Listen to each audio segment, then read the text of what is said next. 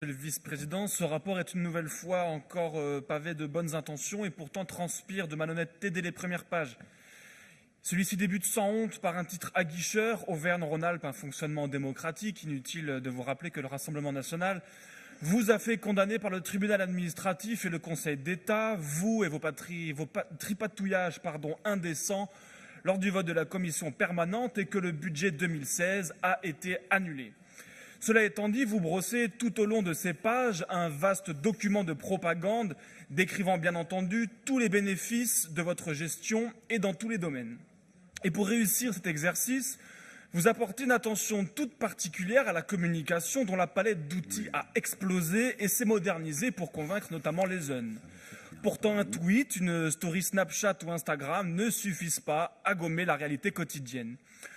Vous présentez vos armes pour défendre l'écologie, vous luttez donc contre la pollution, mais sans jamais préciser d'où viennent les nuages de particules fines et en refusant d'évoquer le transport routier européen.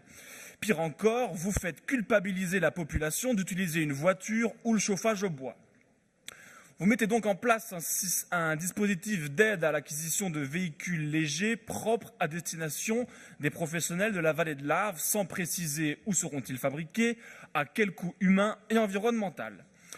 Toujours si peu d'actions également sur la production et la consommation locale, sur les circuits courts qui, eux, respectent l'environnement et participent à l'essor de l'agriculture locale, tant affaiblie par vos amis, entre autres, du PPE au Parlement européen.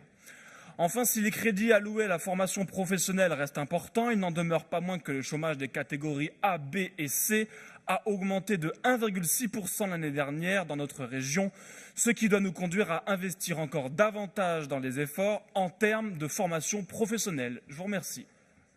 Merci beaucoup. Madame Karine Lucas.